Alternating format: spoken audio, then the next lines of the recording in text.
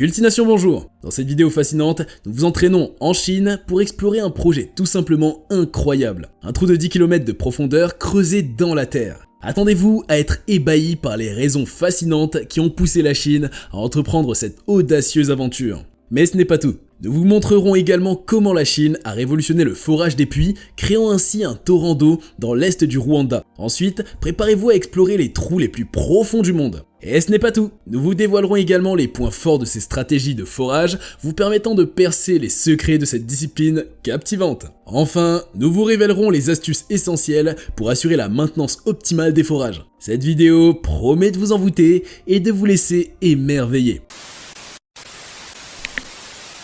Le mystère des profondeurs, découverte des raisons qui poussent la Chine à creuser un trou de 10 km.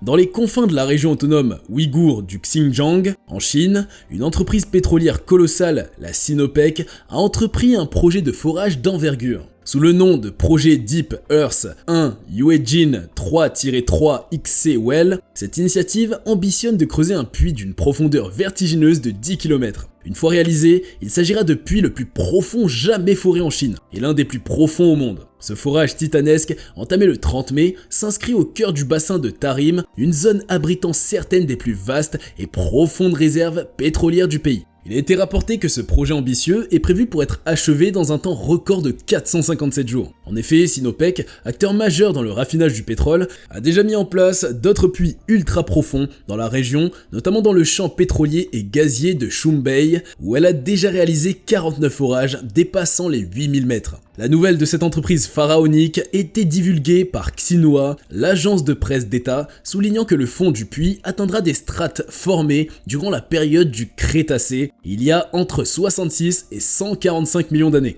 Cependant, Kuan-Yu Liu, expert du projet et membre de l'université de Pékin, a précisé que le forage atteindra la couche du Cambrien, vieille de plus de 500 millions d'années. De nombreux géologues estiment que cette strate pourrait être à l'origine des réserves de pétrole et de gaz du bassin de Tarim. Ce projet revêt une importance stratégique majeure pour la Chine, qui aspire à réduire sa dépendance aux importations de minéraux, de métaux, de pétrole et de gaz. En 2021, le président chinois Xi Jinping a défini la Terre profonde comme l'un des 4 axes stratégiques pour la communauté scientifique du pays. Malgré sa dimension industrielle, ce projet pourrait également fournir des informations d'une grande valeur sur la géologie singulière du bassin de Tarim. Selon Edward Sobel de l'université de Potsdam en Allemagne, cette cuvette vieille de plus d'1 milliard d'années présente un socle stable enfoui sous des centaines de millions d'années de sédiments. Toutefois, avant ce projet, la Chine a apporté une véritable révolution dans l'est du Rwanda en soutenant un projet audacieux de forage de puits. Découvrez comment la Chine a rendu possible un projet révolutionnaire de forage de puits,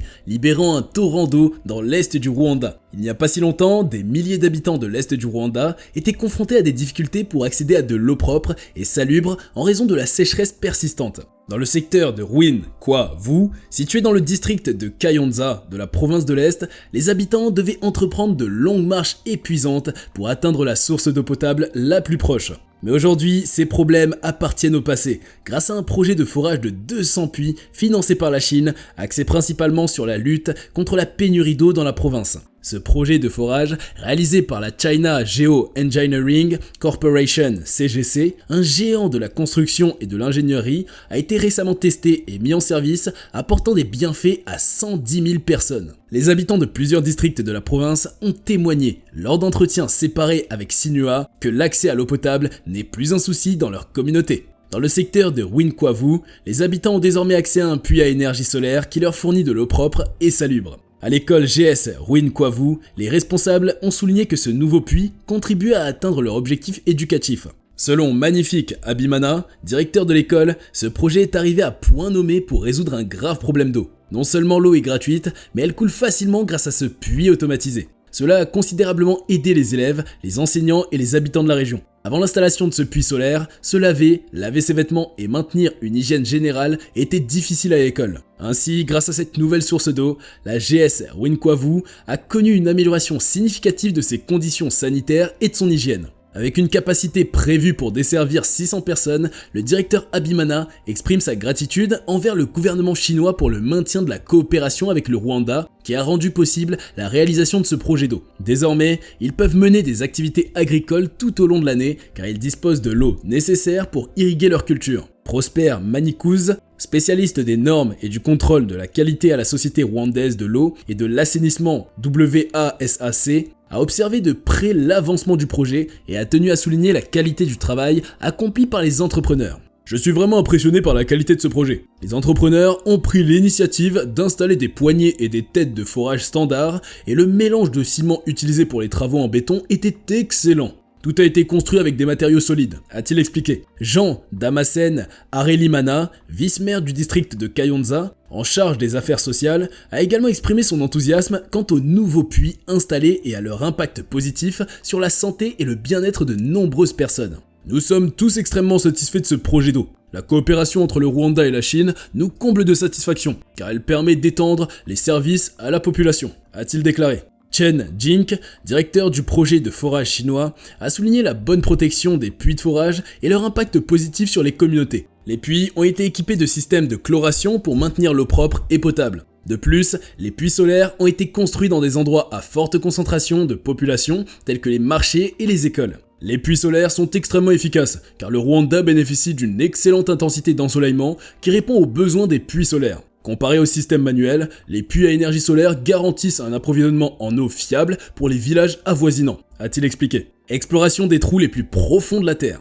La Krubera Cave, également connue sous le nom de gouffre Krubera Voronja, est l'un des trous les plus profonds de la Terre. De 2001 à 2003, puis de 2004 à 2017, cette cavité souterraine a été classée comme la plus profonde au monde parmi celles qui sont connues et qui sont accessibles depuis la surface. Située en Géorgie, dans les monts de Gagra, elle est aujourd'hui reconnue comme la deuxième cavité naturelle la plus profonde au monde depuis août 2017. Elle fait partie du système souterrain Arabica en Abkhazie, une région autonome de Géorgie. À ce jour, la profondeur maximale atteinte par les spéléologues dans ce gouffre est de 2197 mètres, atteinte le 10 août 2012 par l'équipe UKRSA au niveau du siphon terminal. De nombreuses expéditions ont été nécessaires au fil des années pour atteindre une telle profondeur. Son exploration a débuté en 1960 lorsque des explorateurs géorgiens ont découvert la cavité et ont pu descendre jusqu'à une profondeur de 180 mètres. Au fil des années, de nouvelles missions d'exploration se sont succédées, permettant de repousser les limites et d'établir de nouveaux records. En 2004, par exemple, une équipe ukrainienne a franchi la barre de 2000 mètres en atteignant une profondeur de 2080 mètres. Parmi ces caractéristiques fascinantes, on compte la découverte de 4 nouvelles espèces d'arthropodes appartenant à la classe des colemboles par une équipe ibéro-russe. Ces espèces vivent à une profondeur de 1980 mètres, ce qui constitue un record de profondeur pour une forme de vie terrestre, une découverte passionnante pour les scientifiques. En dehors de ce trou, il y a la mine Totona, située en Afrique du Sud. Elle est une prouesse de l'ingénierie humaine conçue pour l'extraction de l'or. Avec une profondeur maximale de 3,9 km, elle produit environ 15 tonnes de ce métal précieux chaque année. Son nom, qui signifie Grand Lion dans la langue locale Soto du Sud, témoigne de sa grandeur. Faisant partie des Western Deep Levels, un groupe de 3 mines au sud de Carletonville, à 70 km à l'ouest de Johannesburg, Totona est la fierté de la compagnie Anglo Gold Ashanti, classée 3e producteur d'or mondial. Ces activités de forage ont débuté en 1957, lorsque l'Anglo-American Corporation a entrepris sa construction. À l'époque, le puits principal atteignait une profondeur de 2 km. Son exploitation à grande échelle a débuté en 1962, la transformant en l'une des mines les plus lucratives d'Afrique du Sud. 2 puits secondaires ont été creusés, lui permettant d'atteindre sa profondeur maximale de 3,9 km. Ce record a été atteint en 2008, faisant de Totona la mine la plus profonde du monde. Aujourd'hui, ces galeries s'étendent sur 800 km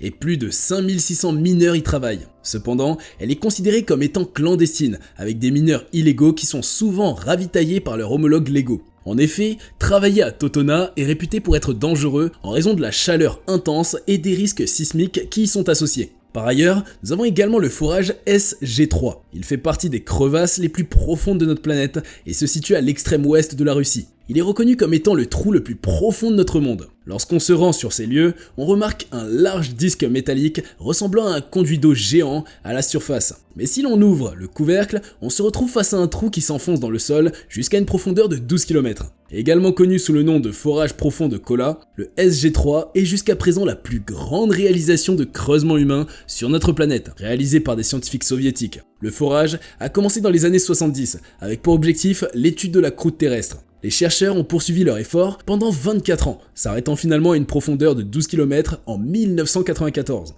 Cependant, il semblerait que les scientifiques souhaitaient aller encore plus loin. En ce qui concerne les résultats, les scientifiques soviétiques ont découvert entre autres la présence d'eau dans la croûte terrestre à une profondeur de 12 km. Avant d'atteindre cette profondeur, ils ont également découvert des fossiles microscopiques de 24 organismes unicellulaires à une profondeur d'environ 7 km. Lorsqu'ils ont atteint la profondeur de 12 km, ils ont été confrontés à des roches datant de 2,7 milliards d'années. Malheureusement, ils n'ont pas pu aller plus loin, car la température des roches atteignait les 180 degrés Celsius. Selon les informations, ils s'attendaient à une température maximale de 100 degrés Celsius à cette profondeur à l'époque. Découvrez quelques points fascinants des stratégies de forage. Le forage peut revêtir divers objectifs. Il peut consister à prélever un échantillon de roche à un endroit précis afin de le ramener à la surface, et c'est ce qu'on appelle le forage carotté. Et la roche extraite est communément appelée carotte en raison de sa forme cylindrique plus ou moins prononcée. Ces forages d'exploration peuvent atteindre des profondeurs impressionnantes. Ils permettent non seulement de collecter des échantillons de roche, mais aussi d'effectuer des mesures géophysiques. L'étude des variations continues d'une propriété physique le long du forage est appelée diagraphie. Par exemple, la diagraphie sonique décrit les variations de la vitesse de propagation des ondes sonores le long du forage, couvrant ainsi la plage de fréquences audibles par l'oreille humaine. Toutefois, la plupart des forages ont pour objectif d'extraire les fluides présents dans les formations rocheuses à une certaine profondeur. Il peut s'agir d'eau potable généralement à moins de 100 mètres de profondeur, d'hydrocarbures de 2000 à 7000 mètres ou même de fluides géothermiques dans la fourchette de 150 à 5000 mètres. Ces forages sont réalisés selon une méthode dite destructive, où la roche est fragmentée sur place par une tête de forage, également connue sous le nom de trépan,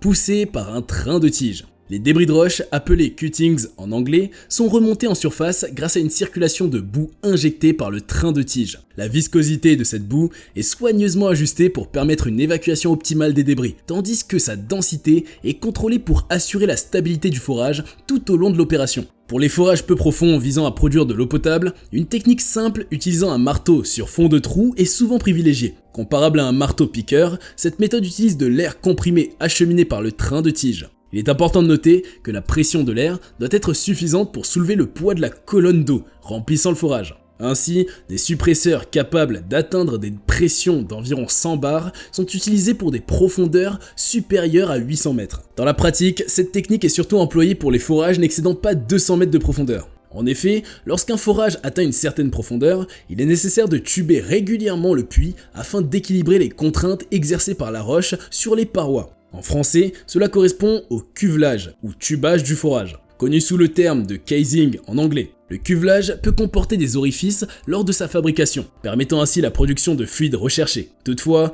dans la plupart des cas, il est cimenté pour éviter toute remontée de fluide le long du forage à l'extérieur du cuvelage. Une fois le cuvelage hermétiquement mis en place, la production de fluide est assurée grâce à des perforations réalisées selon diverses techniques variant selon les opérateurs. Dans la technique classique de forage, le train de tige joue un double rôle. D'une part, il injecte la boue utilisée pour extraire les débris de roche, et d'autre part, il permet de faire tourner l'outil de forage sur son axe. Cependant, cette rotation entraîne des frottements importants tout au long du forage, entraînant ainsi une usure rapide du train de tige lors des forages profonds. Afin de pallier ces difficultés, des têtes de forage ont été développées pour tourner sur elles-mêmes grâce à la pression de la boue injectée, sans nécessiter la rotation du train de tige. Ces turbines offrent également un meilleur contrôle de la direction du forage. Grâce à ces techniques, il est désormais possible d'effectuer des forages horizontaux sur des distances atteignant plusieurs dizaines de kilomètres. À la découverte des procédures de maintenance d'un forage. Pour garantir la potabilité de l'eau, il est essentiel qu'elle soit claire et exempte de particules en suspension.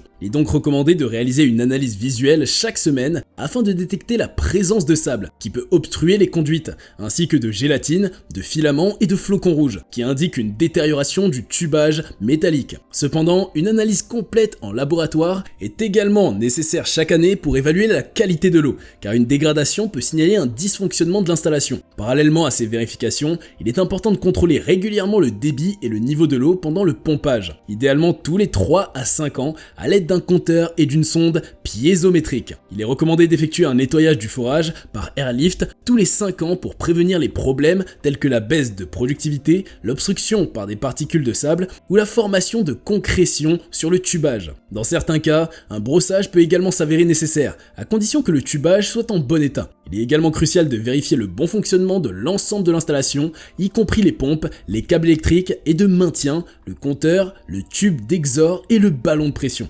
De plus, pour maintenir l'installation en bon état, il est conseillé de protéger le compteur, les canalisations et autres éléments contre le gel. Avant de consommer l'eau après une période d'inactivité, il est préférable de la laisser couler un moment. Lorsque des signes de défaillance apparaissent sur un ouvrage de forage, il est crucial de faire appel à un spécialiste en la matière. Ce professionnel sera en mesure de diagnostiquer l'origine du problème et de proposer des solutions adaptées. Pour ce faire, il réalisera des contrôles de cimentation à l'aide d'un diagraphe, effectuera une inspection par caméra vidéo et entreprendra des travaux de réfection tels que le rechemissage ou le nettoyage. En cas de baisse du débit d'eau, des opérations de désensablement ou un traitement complet du puits pourront être envisagées. Si la qualité de l'eau se détériore, différentes mesures pourront être prises, telles que l'installation d'un nouveau tubage, la cimentation du conduit, le remplacement de la crépine ou la réparation de la tête du forage. Cependant, si l'installation est trop vétuste pour être remise en état, il est recommandé de procéder à un rebouchage. Les propriétaires de forage doivent respecter des obligations réglementaires, notamment en ce qui concerne le comptage de l'eau et leur responsabilité en cas de pollution. De plus, ils doivent veiller à ce que leur ouvrage n'altère pas les eaux souterraines et ne présente pas de danger pour la nappe phréatique. Nous arrivons à la fin de cette vidéo époustouflante. Merci à vous d'avoir patienté jusqu'à la fin. Si vous avez été impressionné par les informations passionnantes que nous avons partagées, ne manquez pas de vous abonner à notre chaîne et d'activer les notifications en cliquant sur la cloche. N'ignorez pas les sources d'informations sélectionnées et mentionnées dans la description de la vidéo. Nous sommes impatients de vous retrouver très bientôt pour de nouvelles découvertes extraordinaires sur Cultination.